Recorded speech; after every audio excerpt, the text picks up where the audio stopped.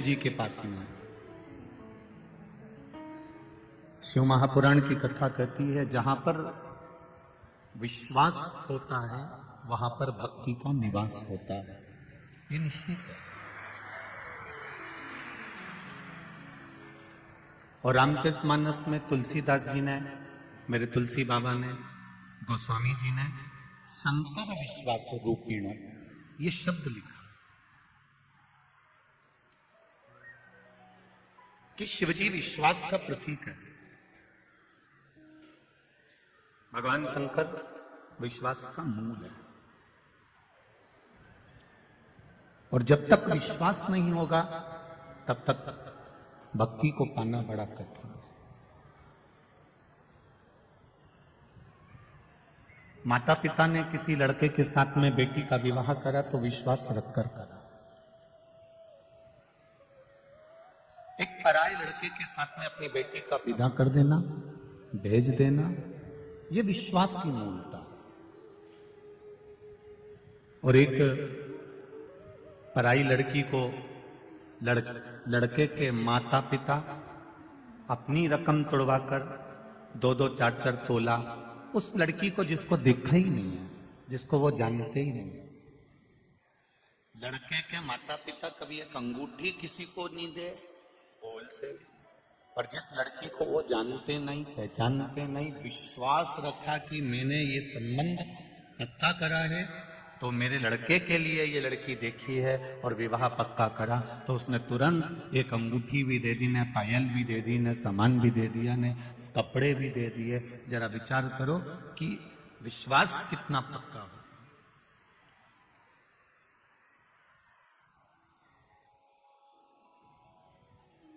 और वो विश्वास की प्रबलता है, वो विश्वास की दृढ़ता है। आपका जब विश्वास दृढ़ी होता है, आपका जब विश्वास प्रबल होता है, तभी तो परमात्मा आपके भीतर भक्ति का संचार करता है। और भक्ति जब भीतर विराजमान होती है तो वो आद्य शक्ति कहीं ना कहीं शिव और शक्ति का दर्शन करा ही देती है। ये निश्चित।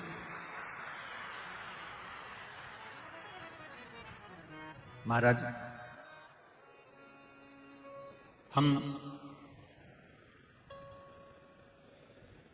अगर सूरज ढलता है ना, जब 7, 7:30 बजती है, अंधेरा होने लगता है, सूरज ढलने लगता है, तो मेरी जीजियां और मेरे भाई एक बात बताना कि जैसे जैसे सूरज ढलता जाता है वैसे वैसे आप लाइट चालू करते जाते हैं। बोलो सही है कि गलत है? सूरज ढलता गया, तुम लाइट चालू करते गए, मतलब अंधेरा नहीं रहने दिया तुमने। ऑफिस में भी, दुकान में भी, घर में भी सूरज ढलता गया और तुम लाइट चालू करते गए। उसी तरह शिव पुराण की कथा भी कह रही है, जब धीरे धीरे सूरज ढलता गया तो तुमने लाइट चालू करी है। उसी तरह जब जीवन भी धीरे धीरे ढलता जाए तो थोड़ा भजन चालू करते जाना, तो जिंदगी की सार्थकता होगी। सूरज ढला तो हमने लाइट चालू कर दी, जीवन ढले तो थोड़ा भजन चालू कर दो, थोड़ा स्मरण चालू कर दो, थोड़ी भक्ति चालू कर दो।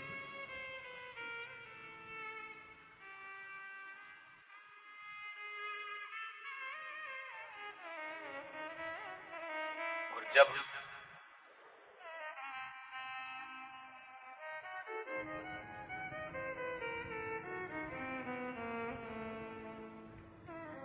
भक्ति का बल बढ़ता है ना, तो सुख अपने आप बढ़ जाता है।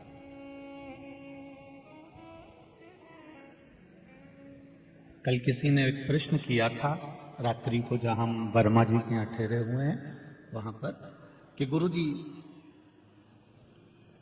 बड़े बड़े महात्मा जन आते हैं, गुरु जन आते हैं, बहुत बड़ी बड़ी बातों के अनुसार वो हमको समझाते हैं,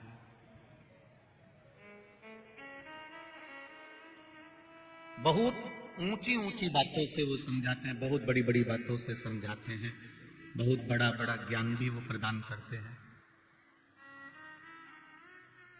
उन्होंने कहा, क्या गुरुजी आप छोटी छोटी बातें घर की, परिवार की, मोहल्ले की, रिश्तों की, ये छोटी छोटी बातों से समझाते हो। क्या आपको बड़ी बड़ी बातें नहीं आती है क्या? बहुत बड़े बड़े ज्ञान के प्रवचन या वचन नहीं आते आपको? हमने उनसे एक ही बात कही कि जी दहेज में बहुत सारे बर्तन मिलते हैं, एक बड़ा भगोना भी मिलता है, बड़ी टंकी भी मिलती है, बड़ा हंडा भी मिलता है, बड़े बड़े बाल्टी, बड़े बड़े सामान भी मिलते हैं, इतनी बड़ी परात भी मिलती है, और छोटी छोटी प्लेट, छोटी छोटी चम्मच, छोटी छोटी कटोरी भी मिलती है। पर ईमानदारी से बोलो, जैसे ही बारात आती है, आने के बाद बड़े बर्तन को तो उठाकर बांध कर छोड़ा, मां धर दे, बड़े बर्तन को उठाकर तो उधर रख दिया जाता है। और जैसे ही मामा जी ने कहा नहीं नाश्ता वास्ता लाओ, इतना सारा लोग बारात से आया है वापिस, तो प्लेट तो मिली नहीं। अब बारात में आई होगी ना छोटी सी प्लेट, छोटी सी प्लेट निकाल ली, छोटी सी चम्मच निकाल ली, छोटी सी कटोरी निकाल ली। बड़ा बर्तन, बड़ी बात, बड़ा सा ज्ञान तो लोग उठा के टान पे रख देते हैं, पर छोटा बर्तन कहीं पर नहीं।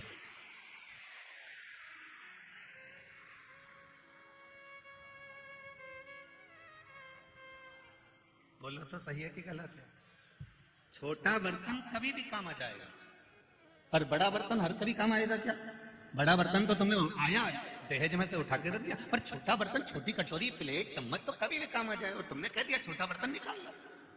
उसी तरह शिव महापुराण में ये छोटी छोटी जो बातें आती हैं, ये छोटे बर्तन की तरह होती है। जब तकलीफ आती है, छोटा बर्तन सामने आकर खड़ा हो जाता है। जब तुम्हें लगा कि ये छोटा बर्तन की जरूरत है, अब मुझे ये चीज की जरूरत है, तब वो सामने आकर खड़ा हो जाता है। लोग कहते होंगे, लोगों के मन में भाव आता होगा, गुरुजी तो टोटका बताते रहते हैं, उपाय बताते रहते हैं, ये बताते रहते हैं। मेरा निवेदन है, पूरे चारों तरफ इस ग्राउंड के आसपास में कहीं ना कहीं गीता प्रेस गोरखपुर की शिव महापुराण की किताब मिल रही होगी, पोथी मिल रही होगी। उसको एक बार अपने घर में रखकर दिल से धीरे धीरे आराम से पढ़ना। उसमें आपको बेलपत्री कैसे चढ़ाना है, दुर्वा कैसे चढ़ाना है, काली मिर्च कैसे चढ़ाना है, काली तिल कैसे चढ़ाना है, भस्म कैसे लगाना है, त्रिपुंड कैसे लगाना है, एक एक चीज का वर्णन किया।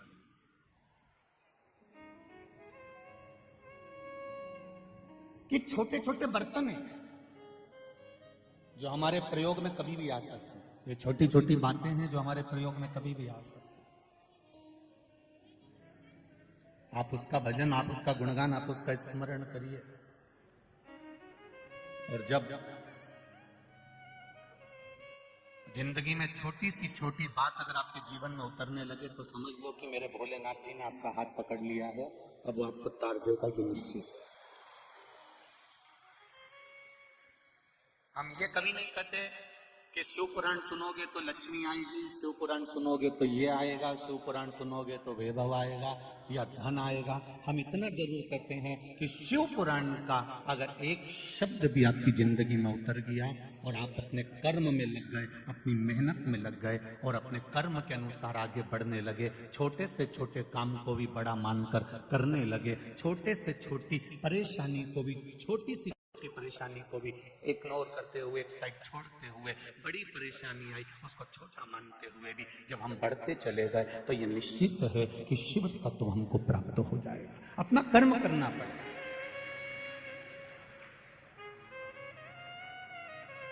इस व्यासपीठ से कभी नहीं कहा कि आप नर्मदा जी के घाट जाकर बैठ जाओ, कि आप छिपरा जी के घाट जाकर बैठ जाओ, कि संत बन जाओ, कि साधु बन जाओ, कि गुरु जी बन जाओ, कि महात्मा जी बन जाओ, कि विद्वान बन जाओ। अपने को नहीं बनना।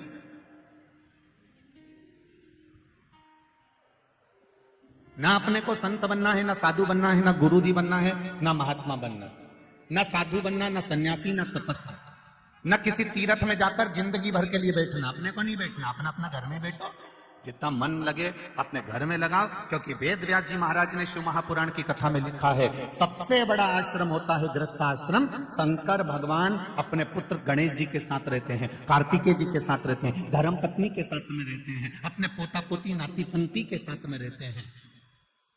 इसके बाद भी भगवान शंकर कभी अपना घर छोड़कर नहीं गए, कभी कैलाश छोड़कर नहीं गए कि कैलाश छोड़कर और किसी पर्वत पे जाकर बैठ गए। नहीं, मैं अपने घर में रहूंगा, अपने परिवार में रहूंगा, अपने पत्नी अपने बच्चों के साथ में रहूंगा, सबके साथ में रहकर भगवान शंकर अपनी भक्ति में लगे रहते हैं, अपने भजन में लगे रहते हैं। वो कहते हैं घर छोड़कर बाहर जाकर भजन करना चाहोगे तो भी भजन नहीं हो पाएगा, और घर में रहकर अगर एक बार मुख से राम भी कह लिया तो तर जाओगे। भजन का बल बड़ा।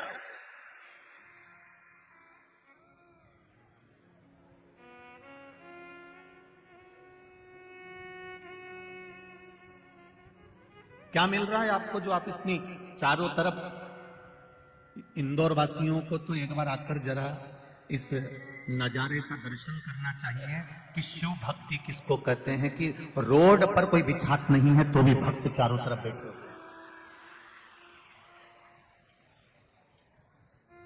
रोड पर कोई बिछात नहीं है, लोग अपने झोले में चद्दर लेकर आए हैं, पन्नी लेकर आए हैं, आसन लेकर आए हैं और चारों तरफ बिछा बिछा के। और कितनी समझदार मेरी बहनें होंगी और कितने समझदार मेरे भाई होंगे, चार चार डंडे भी लेकर आए, उसमें चद्दर को बांधकर चार कोने से पकड़कर उसके अंदर बच्चों को बिठाकर शिव महापुराण की कथा सुन रहा है। ये धन और दौलत से एकत्रित करी हुई भीड़ नहीं है, ये संपदा से एकत्रित करी गई भीड़ नहीं है। ये मेरे शंकर के ओघड़ी भक्त हैं। अड़भंगा है मेरा शिव और उसके भक्त भी अड़भंगे हैं।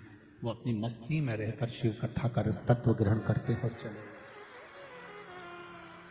मैं धन्यवाद दूंगा पुलिस प्रशासन को, जिन्होंने बाहर भी बहुत अच्छे तरह से धीरे धीरे संभालते संभालते बहुत अच्छे तरह से संभाल रहे। समिति तो लगी है, संजय शुक्ला मित्र मंडल तो लगी है, और साथ में प्रशासन भी अपने रूप से संभाल। उसकी एक श्रेष्ठता है, उसकी एक आनंद है।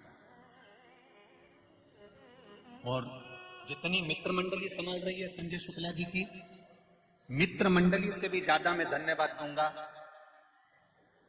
एक नंबर के रहने वाले इन सभी भक्तों को, जिन्होंने अपने रूप से इसको संभाल रखा है।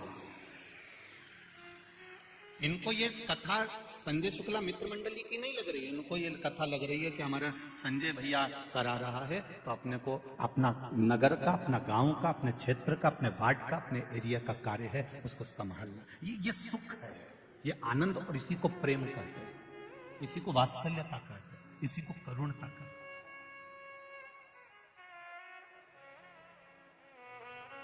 ये आपका स्नेह, ये आपकी भक्ति।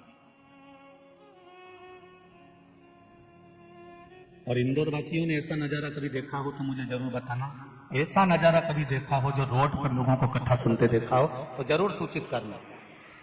अपार जनता, अपार भक्त, अपार जन समुदाय शिव तत्व में डूबे हुए, भगवान के विरल भक्ति में डूबे हुए।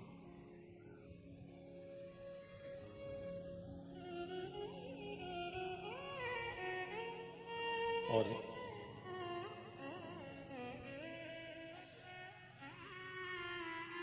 ये भक्ति अविरल होना चाहिए, ये भक्ति का सुख अविरल होना चाहिए। ऐसी अग्रणता रखना चाहिए, ऐसा ही प्रेम रखना चाहिए। ये अपने क्षेत्र की जब कथा है तो उसमें अपन सबका सहयोग किसी न किसी रूप में। कितनी शांति है, इतनी भीड़ होने के बाद भी बच्चे नहीं बैठे क्या इसमें? ढेर बच्चे बैठे हुए, छोटे छोटे बच्चे भी बैठे हुए, छोटे छोटे बच्चों को लेकर माताएं भी बैठी। कितनी शांति है, शांति का अनुभव करिए। वो तो कहीं कहीं का बेरू ऐसा रहता है जो गदर कर देता है, और वो भी इसलिए करता है क्योंकि उसको सिंदूर नहीं चढ़ा होता है। अगर उसको एक तोला भी सिंदूर अगर चढ़ गया होता, एक लटकाने वाला मिल गया होता, मतलब बर्फ चढ़ गई होती सिंदूर के साथ में, तो फिर वो गदर नहीं करता। गदर वही करता है कि तुम मुझे जानते नहीं हो, तुम मुझे पहचानते नहीं हो। मेरे कार्यकर्ताओं से भी निवेदन, उसके पांव पड़कर कह दिया कर, ऊपर तुझे कोई पहचानता है? ऊपर अगर कोई पहचानता हो तो हम भी तेरे को पहचानेंगे। यहां तो तेरी चल जाएगी, पर वहां तो मेरे डमरू वाले की चलेगी। इसके सिवाय किसकी चलने वाली है? कहां तो के साथ कथा का रसतत्व है। जैसे जैसे जैसे जैसे अंधेरा बढ़ते चले जाते, जैसे जैसे अंधेरा बढ़ता चला जाता है, जैसे जैसे अंधेरा बढ़ रहा होता है, वैसे वैसे वैसे वैसे अंधेरे के साथ साथ साथ साथ लाइट चालू करते चले जाते हैं। चारों तरफ मैं आस्था वालों से कहूंगा, रोड पर जितनी पब्लिक बैठी है उसका भी दिखा रहा है, रोड पर जितनी पब्लिक बैठी है उसका भी दर्शन अवश्य करो, उसका भी चारों तरफ शिव तत्व को जानो, भगवान शंकर की उस अविरल भक्ति को पहचानो। और जब तक आप उस अविरल भक्ति को नहीं जानोगे तो जीवन का सुख नहीं मिल पाएगा। अंधेरा होते चले गया, तुम लाइट चालू करते चले गए, धीरे धीरे जैसे जैसे अंधेरा बढ़ता गया वैसे वैसे लाइट चालू करते चले गए। उसी तरह एक स्मरण आपको रहे, एक स्मरण आपकी जिंदगी, अवस्था ढलती चली जाती है और अवस्था जैसे जैसे ढलती चली जाए वैसे वैसे भगवान की भक्ति को बढ़ाते चले जाओ, भजन करते चले जाओ, भगवान की भक्ति को बढ़ाते चले जाओ। और जैसे जैसे आप भजन को बढ़ाओगे अपने आप भीतर का प्रकाश होता चले जाएगा। सारी समस्या का हल भगवान शिव की अविरल भक्ति का एक फल, ज्यादा कुछ नहीं है। भगवान की अविरल भक्ति के लिए आपको बहुत ज्ञानी बनने की जरूरत नहीं है, बहुत सन्यासी बनने की जरूरत नहीं है, बहुत तपस्वी बनने की जरूरत नहीं है, बहुत संत बनने की जरूरत नहीं है। शिव पुराण कहती है आप बनो तो शिव भक्त बनो, भगवान शंकर के भक्त बनो।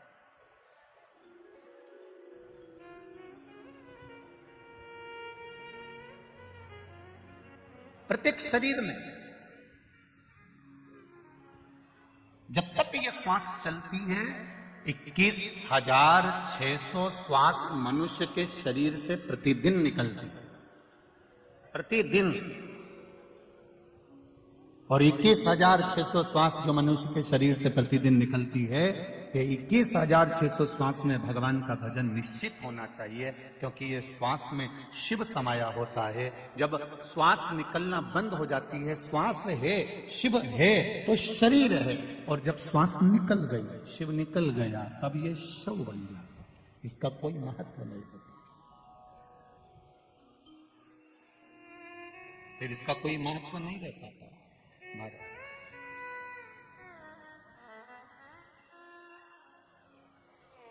तेरी कृपा बिना न हिले एक भी, लेते हैं श्वास तेरी कृपा से। बखान क्या करूं मैं चपटी भभूत में खजाना हे गंगा ओमकार तू बोले, ओमकार तू आयो शरण तिहारी शंभुकार। भगवान शिव की कथा कहती है, परिवार में जब समस्या आती है,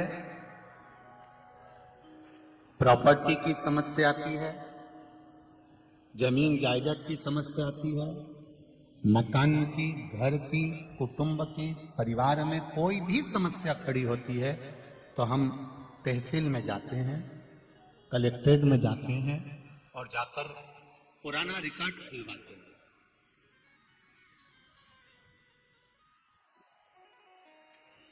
हम वहां जाकर पुराना रिकॉर्ड खुलवाते हैं। पुराना रिकॉर्ड खुलवाया और पुराना रिकॉर्ड खुलवा कर दिखवाया कि इसमें हमारी जमीन कितनी है, हमारी जायदाद कितनी है, हमारा मकान कितना है, हमारे ससुर के नाम कितना है, हमारे पति के नाम कितना है, मेरे बेटे के नाम कितना है।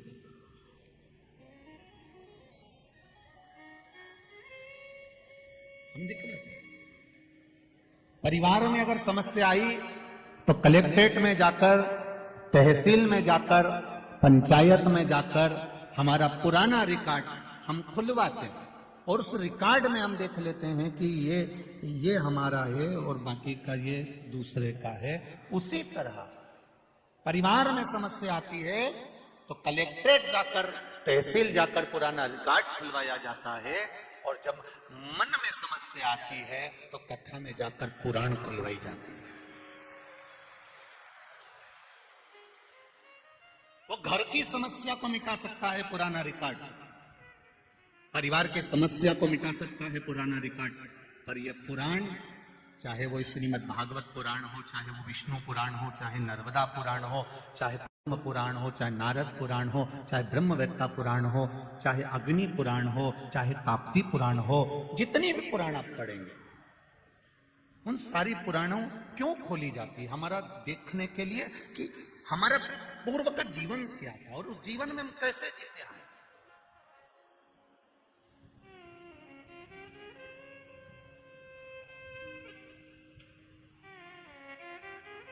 हमारी पूर्व की श्रृंखला कैसी थी, उस श्रृंखला में हम कैसे जीते हैं। हमारा भजन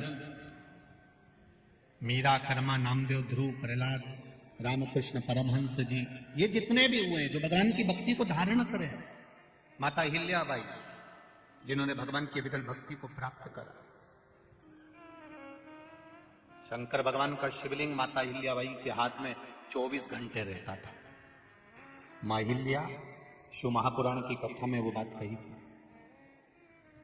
24 घंटे भगवान शंकर का शिवलिंग माता अहिल्या के हाथ में रहता है, क्योंकि माता अहिल्याबाई का जो विश्वास है वो शिव है कि जब अटकूंगी तो मेरा महादेव मेरे सामने खड़ा हुआ है, फिर मुझे किसी के आगे हाथ जोड़ने की जरूरत नहीं पड़ेगी।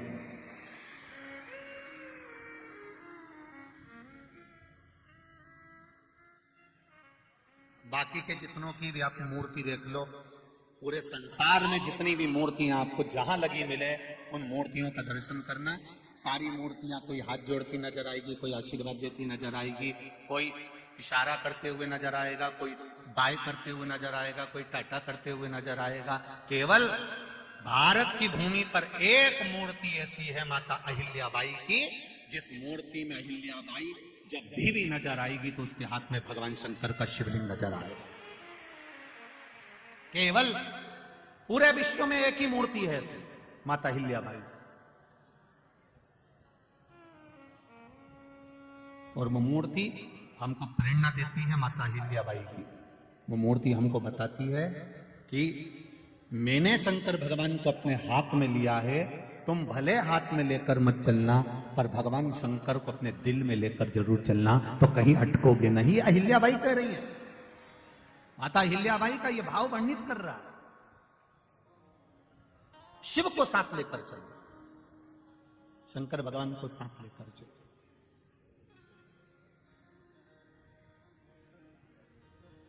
शंभु शरीर मांगो घड़ी दुख करो, दया करी दर्शन दया करी दर्शन। ये हमें प्रेरणा दे रही है माता अहिल्याबाई, हमको प्रेरणा दे रही है। रामकृष्ण परमहंस जी हमको प्रेरणा दे रहे हैं, संत नामदेव जी, संत तुकाराम जी, मीराबाई, मुक्ताबाई, ये सब हमको प्रेरणा दे।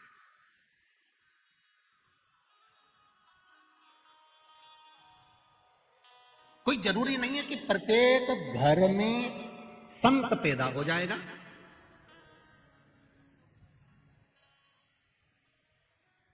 कोई पक्का नहीं है कि प्रत्येक घर में संत पैदा हो, कोई पक्का नहीं है।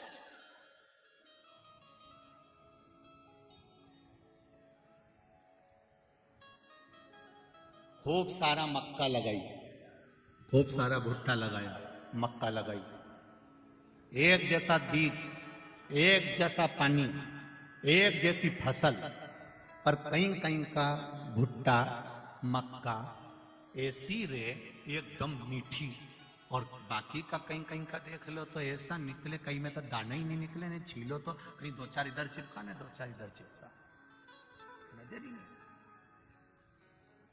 एकदम फीका, स्वाद ही नहीं है। और किसी किसी में इतना स्वाद, तो जरूरी थोड़ी ना कि सभी के घर में संत हो जाएंगे, सभी के घर में भगवंत हो जाएंगे।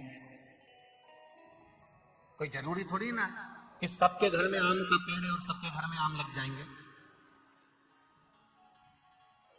फिर भी सबके घर में आम का पेड़ नहीं है, पर जितने भी यहां बैठे हैं और जितने टीवी के सामने बैठे हैं और मोबाइल पर सुन रहे हो, ईमानदारी से बोलना, तुम्हारे घर में भले आम का पेड़ नहीं होगा, तुम्हारे यहां भले आम नहीं लगेगा, पर क्या तुम आम नहीं खाते हो? खाते हो। कहां से लाते हो?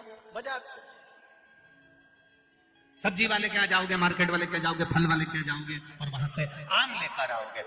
आम सभी को खाना, आम सबको अच्छा लगता है, पर आम का पेड़ तुम्हारे घर में नहीं है, तुम्हारे खेत में नहीं है, तुम्हारे इतना आम लगता भी नहीं है कि तुम सब आम खा जाओ। महाराज, आम भले तुम्हारे यहाँ नहीं लगे, आम भले तुम्हारे यहाँ पैदा नहीं हो, आम भले तुम्हारे यहाँ नहीं मिले, तो तुम बाजार से लाती हो और बाजार से लाकर उस आम को खाकर अपने उदर को तृप्त करती हो। उसी तरह हमारे घर में भले संत पैदा नहीं हो, पर हम किसी कथा में से जाकर थोड़ी सी ज्ञान की बात लाकर इस आत्मा को तो तृप्त कर सकते हैं। कथा में से हम थोड़ा सा तो ला सकते हैं ना। ठेले वाले से भी तो आम खरीदते हैं, फल वाले के पास में जाकर हम सब्जी भाजी तो खरीदते हैं। तो ये वो फल है जिसको हमने शिव महापुराण के भीतर बैठकर, भगवान शंकर की कथा में बैठकर, भगवान शंकर की अविरल भक्ति में बैठकर हमने कुछ प्राप्त करा। और संपूर्ण विश्व वालों ने, केवल देश में नहीं विदेश में भी लोग भगवान शंकर को जल चढ़ा रहे हैं। ये वो फल, भले उन्होंने, उनके घर में आम नहीं लगा, भले उनके घर में कोई संत पैदा नहीं हुआ, पर उन्होंने वो आम खरीद कर लेकर गए, अर्थात उसका स्वाद उनको लग गया। उसी तरह आपको जो शिव पुराण का स्वाद लगा है, वो स्वाद कोई साधारण नहीं है। एक लोटे जल से क्या फल मिल सकता है, वो स्वाद जिंदगी में, वो स्वाद मिल गया। एक बेलपत्री, एक बेलपत्री और उसका महत्व। एक बेलपत्री के मध्य डंडी का महत्व, एक बेलपत्री की पीछे की डंडी का महत्व, एक बेलपत्री में डूंठ जो लगा रहता है उसका महत्व, एक बेलपत्री के मध्य पत्ती का महत्व, एक बेलपत्री का राइट और लेफ्ट का महत्व, ये सब हम नहीं जानते थे। पर धीरे धीरे शिव महापुराण की कथा जब सुनना प्रारंभ करी, तो हमको बेलपत्री का महत्व मालूम पड़ा कि बेलपत्री में है क्या जिससे शिव प्रसन्न हो जाते।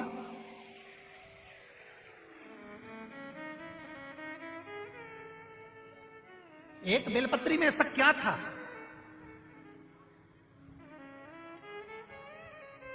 कि माता पार्वती जी ने अपनी पुत्री अशोक सुंदरी से कहा, ए अशोक सुंदरी जाओ, आज शिवरात्रि का दिन है, मुझे शंकर भगवान की आराधना करना है, जाओ जरा बेलपत्री लेकर आओ। अशोक सुंदरी संपूर्ण जगह पर भ्रमण कर आ गई, संपूर्ण जगह बेलपत्री नहीं मिली।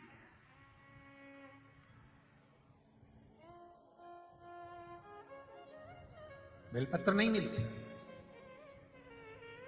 आखिरी में जिस वन में अशोक सुंदरी का जन्म हुआ था, नंदन वन में, तो वह अशोक सुंदरी वहां पहुंची। अशोक सुंदरी को बेलपत्र प्राप्त नहीं, और जब अशोक सुंदरी को बेलपत्र प्राप्त नहीं हुई, तो ढूंढती ढूंढती ढूंढती ढूंढती और आगे चली, नहीं। अंत में अशोक सुंदरी को लगा कि मेरी माता ने आज मुझे पत्र लिखकर भेजा है कि मेरी पूजन में बेलपत्र नहीं है। तो अशोक सुंदरी ने अपने 100 बच्चों को भेज दिया कि जाओ जरा बेलपत्र पता लगाकर। बच्चे जब अशोक सुंदरी के पुत्र पुत्री जाने लगे, तो उन्होंने, पिताजी ने पूछ लिया, अशोक सुंदरी के पति ने, राजा नहुष ने,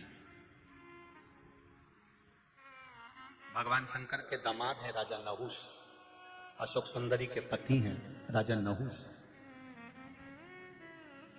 राजा नहुष ने पूछ लिया अपने बच्चों से, बेटियां कहां जा रही हो तुम, मेरे पुत्र कहां जा रहे हैं? आज मेरी 100 बेटियां, 100 बच्चे क्या ढूंढने जा रहे हैं? तुम क्या ढूंढ रहे हो?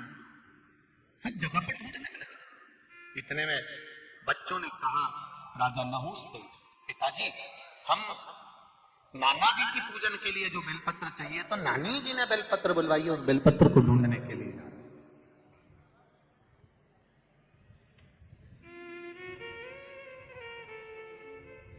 बेलपत्र ढूंढने जा रहे हैं?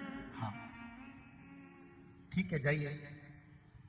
अशोक सुंदरी माता के बच्चे जब बेलपत्र ढूंढने के लिए गए तो उनको बेलपत्र, ये तो पार्वती जी का कोई एक अपने बच्चों को ज्ञान होगा, अपने बच्चों को प्रेरणा होगा, और पार्वती जी की वो प्रेरणा हमको लेना है। कुर्म पुराण की ये संवाद, कुर्म पुराण का ये संवाद हमारे जीवन में हमको उतारना, इस संवाद को हम अपने जीवन में उतारें।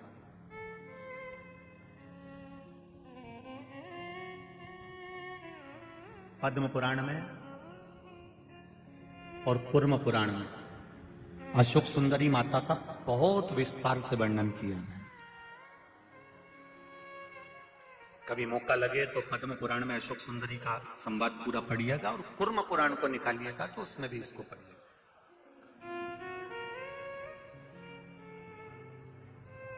कुछ माँ पार्वती मैया कुछ लीला कर रही है और ढूंढने में लगी हुई है नानी के लिए। हम शिवजी के पूजन के लिए, अपने नाना के पूजन के लिए हम बेलपत्र लेने के लिए जा रहे हैं। बेलपत्र कभी मौका लगे, कभी मौका लगे तो जरूर एक मन में प्रश्न रखना, और जब श्राद्ध पक्ष का समय हो और आप लोग जब गया जी जाएं या कहीं पिंड दान करने के लिए बद्रीनाथ जाएं, या कभी गया जी, कभी आप पंचवटी, जहां पुण्य क्षेत्र है वहां पर जब आप तीर्थ में कभी पिंड दान तर्पण करने जाएं, तो वहां पर पिता, अपने पिता के घर का गोत्र, पिता, दादा, परदादा, इनका भी नाम पूछा जाता है, और फिर नाना के घर का गोत्र और नाना, परनाना और नाना के घर का भी पूरा विस्तार पूछा जाता है। कभी आपने ब्राह्मण देवता से प्रश्न करना था आपको कि गुरुदेव, हम हमारे परिवार के व्यक्ति का पिंड करने आए हैं, तर्पण करने आए, और हमारे नाना जी के यहां का नाम काय को चाहिए तुमको? जब गोत्र इनका है, पिंडदान करने वाला ये है, तो फिर नाना के घर का क्यों चाहिए आपको? नाना के घर का क्या चाहिए आपको विस्तार? वो कुर्म पुराण और पद्म पुराण बताएगी कि अशोक सुंदरी के बच्चे जब बेलपत्र ढूंढने के लिए जाते हैं, वो संवाद से इसको जोड़ा गया।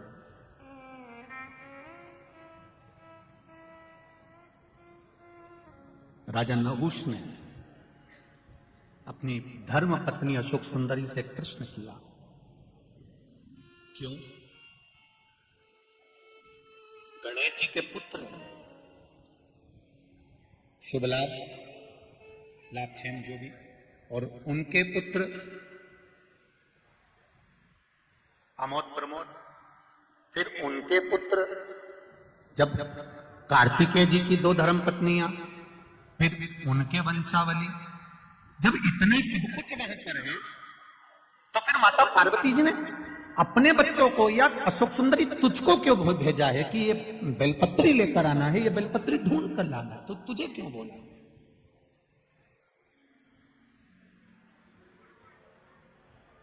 अशोक सुंदरी के मन में भी यह बात अटकी। तब अशोक सुंदरी उसी समय पर कमल के पुष्प के ऊपर बैठकर ब्रह्मदेव के पास चली गई, और ब्रह्मदेव के पास जाकर अशोक सुंदरी ने अपना प्रश्न सम्मुख में रखा कि आखिर माता पार्वती जी ने बेलपत्र मुझसे क्यों बुलवाई है? कारण क्या है बेलपत्र का? मेरे बच्चे ढूंढ रहे हैं, मेरे बच्चे लेकर आ रहे हैं, उस बेलपत्र की महत्वता क्या है? ब्रह्मा जी कहते हैं, ब्रह्मदेव ने कहा,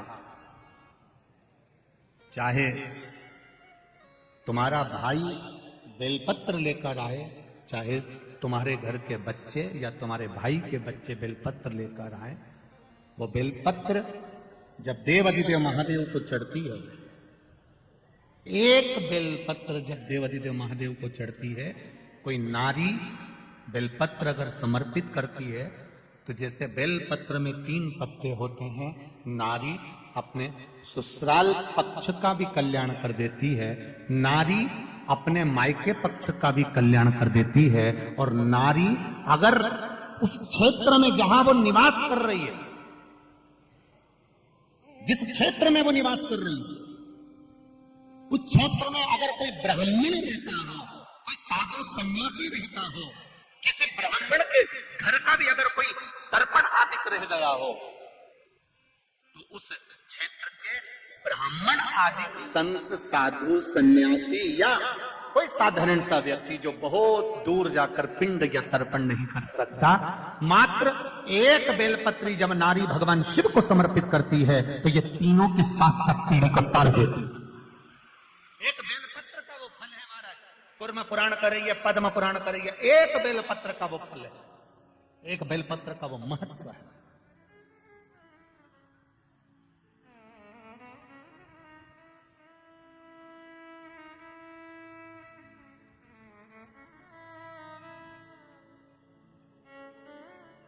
उस बेलपत्र की महत्वता को समझो, इसको व्यर्थ मत जाने दो। आप शिव मंदिर में जाते हो, शंकर जी के मंदिर में रोड पर कई माताएं यहाँ पर भी आती हैं, बेलपत्री मांगती हैं, कोई बेलपत्री आपके पांव के सामने पड़ी होती है पर आपको झुककर उठाने में शर्म आ जाती है। किसी ने गिरा दी हो कि हम काय को उठाएं, तुम्हें शर्म आ जाती है। बेलपत्री मंदिर में घूम रहे हो, मंदिर में दर्शन कर रहे हो और बेलपत्री सामने पड़ी हो, तुम उठाने में शर्म आ रही है।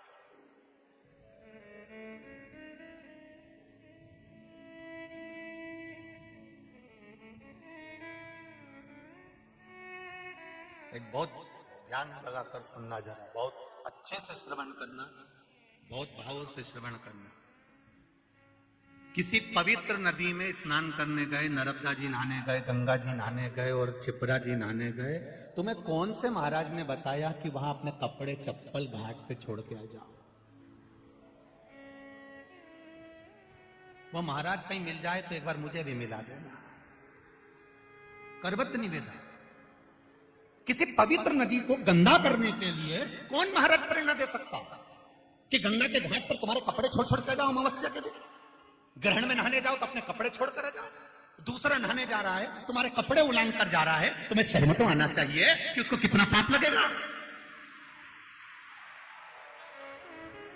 किसी पवित्र नदी को गंदा करने का हक किसी को नहीं है, किसी को नहीं है साहब। हमारा शास्त्र कभी नहीं कहता कि पवित्र नदी को गंदा करिए। वो माँ है हमारी, नर्मदा माँ है हमारी, क्षिप्रा माँ है हमारी, गंगा माँ है हमारी, उसको कैसे अशुद्ध कर दें? थोड़ा सा विष यमुना जी में जाता है कालिया नाग का और मेरे भगवान कृष्ण कूद कर यमुना को शुद्ध कर देते हैं। मेरे ठाकुर खुद कूद जाते हैं यमुना को शुद्ध करने के लिए। हाँ, किसी संत ने कहा होगा कि अपने गंदे कपड़े उतार कर फिर गंगा और यमुना में, नर्मदा में डुबकी लगा, पर किसी महाराज ने ये नहीं कहा होगा कि अपने कपड़े ही वहीं छोड़ आना, बेचारा दूसरा नहाने जाए उसके पांव में वो कपड़ा है। ये कहां का लिखा, कौन ने कहा? कितनी गड़बड़ी हो जाती है कभी कभी, तुमको मालूम नहीं है। ये नर्मदा जी का ये घाट, खल घाट, एक बार हम जा रहे थे महाराष्ट्र कथा करने के लिए, बीच में वहां पर गांव के लोगों ने कह दिया, नहीं गुरुजी तुम यहाँ से निकलो तो यहाँ दाल बाटी खा के जाना, नहीं दाल बाफला खा के जाना। हमने कहा ठीक है बनाओ, पर नर्मदा जी के घाट पे बनाना। अब उन्होंने नर्मदा के घाट पे बनाया, अब इनने बाफला बना के रखा और एक बाफला वहीं पर आगे घाट पे पड़ा हुआ था, तो हमको लगा कि वहां से बाफला लुढ़क के यहाँ, हमने वो बाफला ले जाके वापिस उसको भगोने में जिसमें उगल रहा था उसमें डाल दिया, बाफला तैयार। जब खाने बैठे सब, वो बाफला जो था वो हमारा आकाश है, उसकी थाली में गया, वही वाला बाफला जो हम पटके थे। अब उसकी थाली में आया, उसने जो को खोला तो उसमें बाल ही बाल। अब हमको क्या मालूम था कि ये किसी का जमाल उतरा होगा। अब वो तो घबरा गया कि गुरुजी किसी ने कुछ कर, हम भी नहीं बोले, हम कहते बाप भाई अब गुरुजी किसी ने कुछ कर दिया होगा। आखिरी में नहीं रहा गया तो हमने कहा कोई कुछ नहीं करा। हम नहा के बाहर निकल रहे थे, वहां पर बाफला पड़ा था, हम सोचे लुढ़क के आ गया होगा, हमने भगोने में डाल दिया। हमें क्या मालूम था कि वो जमाल का बाल था, हमको क्या। और वो भी कह दिया, ऐसा लग रहा है जैसे बाल गल गए हो। अब उसको क्या मालूम कि छोटे से बच्चे के थे।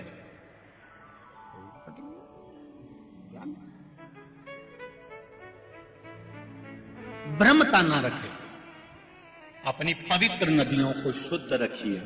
जब नदियां, पर्वत और ये पर्यावरण जब शुद्ध रहेगा तो किसी को ऑक्सीजन की मशीन की जरूरत नहीं पड़ेगी। ये शुद्ध रहेगा तब आनंद अपने आप बढ़ेगा। कौन कहे तुमको कि तुम ये इसको फेंक दीजिए। नारी जब एक बेलपत्र चढ़ाती है शिव जी को तो वो ना जाने कितनी पीढ़ियों को तार देती है।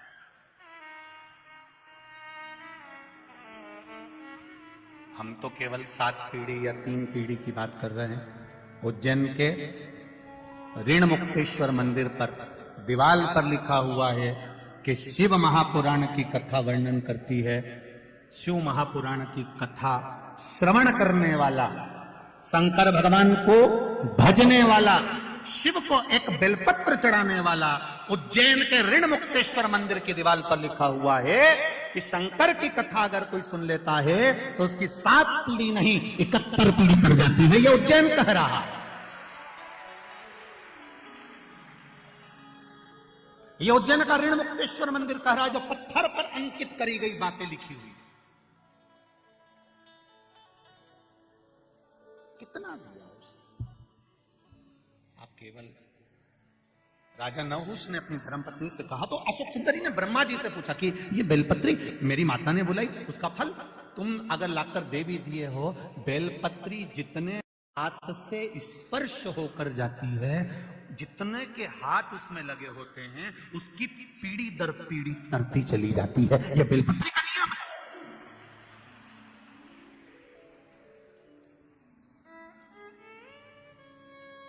कोरोना बीमारी, अब कोरोना बीमारी को समझ लो जरा। कितना किया प्रशासन ने, हाथ धो, बोला था कि नहीं बोला था? अरे बोलो तो। उन्होंने हाथ धोने का बोला था, तुम जरा से हाथ के चक्कर में छोरा छोरी को धो देती थी।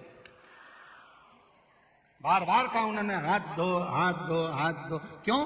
क्योंकि ये वायरस है, एक से दूसरे को पहुंचेगा, दूसरे को तीसरे को पहुंचेगा, तीसरे से चौथे को पहुंचेगा। बोलो पहुंचा कि नहीं पहुंचा? और ऐसा पूछता पूछता पूछता पूछता सबको बीमार कर दिया। जब एक वायरस छोटा सा टच करने से लोगों को बीमार कर सकता है, तो एक बेलपत्री टच करने से लोगों का उद्धार भी तो कर सकता है। एक वायरस थोड़ा सा टच करा, एक से दूसरे को, दूसरे को तीसरे से, तीसरे से चौथे को पहुंच गया। तो एक बेलपत्री भी तो स्पर्श, मात्र स्पर्श से, मात्र स्पर्श।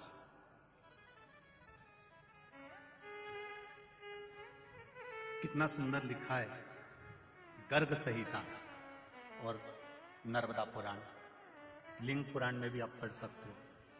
जिस पात्र में जल भरा जाता है, जिसने मोटर चालू भी करी और पाइप से भी पानी भर दिया, या हाथसी से हेडपंप से पानी लाकर भर दिया, जिसने भरा, चढ़ाने वाला आया, लोटा भरा और चढ़ा दिया। जिसने भरा, जिसने लोटा भर के चढ़ाया, उसका 80% पुण्य तो जिसने मोटर से पानी भरा तो उनके खाते में चला गया। जिसने भरा, वो तो कहीं कहीं की बहू इतनी समझदार होती है, सास चाय बना के रखी मेहमान के लिए, जेठानी ने चाय बनाई या देवरानी ने चाय बनाई, और किसी किसी में इतनी चतुरता होती है ना, तुरंत उतर के आई, सिर पे पल्लू मल्लू लेके, मौसी जी आई, मौसी जी आई, हमारी मासी आई, और मासी मासी करके अंदर गई रसोई घर में, और उन्होंने चाय छान छुना के ट्रे में लेके आई गई। इतने मासी जी के बहू कितनी समझदार, 2 मिनट में चाय ले आई। और मासी जी के कौन बताए, ये भेरू की लुगाई साधारण है। मासी जी के कौन समझा, कोई साधारण है? बनाई बेचारी देवरानी ने, बनाई बेचारी जेठानी ने, बनाई बेचारी सास ने, ये तो केवल लगा के लिए ऐसे कहीं कहीं के रहते हैं, बहुत समझदार।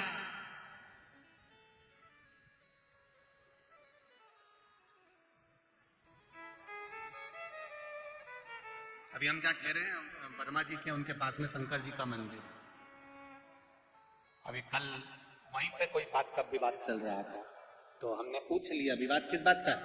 अरे गुरुजी पूछो ही मत, तो हुआ क्या ये तो बता।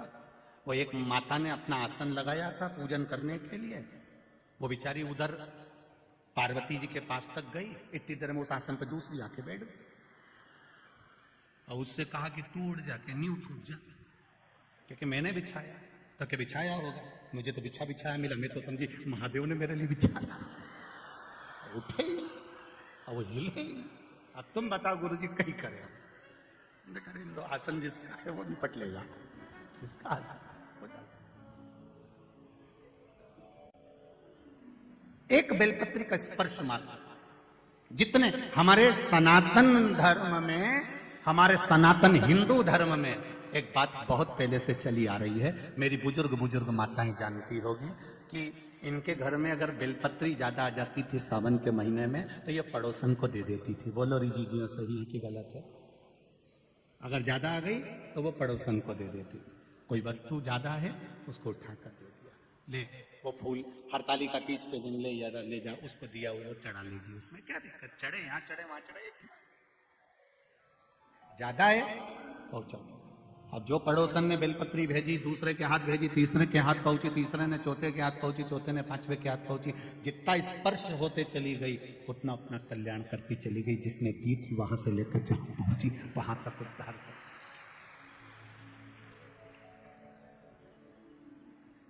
अशोक सुंदरी नीचे आई, अपने पति राजा नहुष को अपनी दिल की बात बताई कि मैंने ब्रह्मदेव से ऐसा ऐसा सुना है, और ब्रह्मा जी ने जो कहा मैंने विश्वास मानकर किया। अगर विश्वास है तो परमात्मा है। एक ये पत्र आया है, देखिए विश्वास।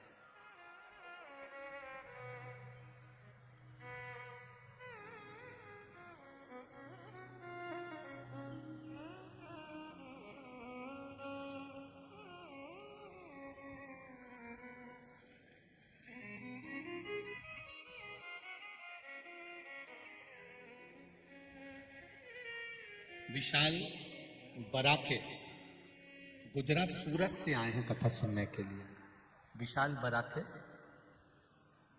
गुजरात सूरत से आए हैं, कहीं बैठे हो तो हाथ हिलाइएगा।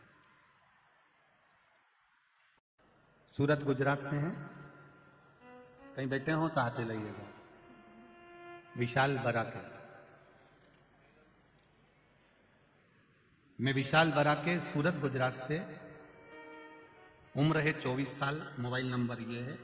क्या बखान करूं मैं शिव जी का एक लोटे जल का। कोरोना महामारी में मेरा काम छूट गया था, 2 साल मैं घर पर ही था, बहुत जगह काम करने गया पर कहीं कहीं नौकरी नहीं लगी, हार गया, इतना परेशान हो गया। तब किसी कारणवश मैं इंदौर आया था बहन के यहाँ, और बहन बोली भैया परेशान मत हो, इंदौर में कथा चल रही है, तू भी चल। गुरुजी मैंने 28 जुलाई 2022 की जो कथा थी, मैंने पहली बार कथा पंडाल में बैठकर सुनी। एक लोटा जल का महत्व समझा और बाबा से विनती करी, बाबा आप कथा सुनने के लिए बिठाए हैं तो मेरी नौकरी भी 2 साल से नहीं है, वापिस लगवा दीजिए। गुरुजी 3 महीने भी बाबा ने पूरे नहीं होने दिए और बाबा ने उसी कंपनी में मुझे वापस जॉब दिला दी। मैं बाबा को धन्यवाद देता हूं। उसी कंपनी, ये शिव है, ओघड़ी है, श्री शिवाय नमस्ते। ये विश्वास है आपका, भरोसा, दृढ़ता और आपका विश्वास।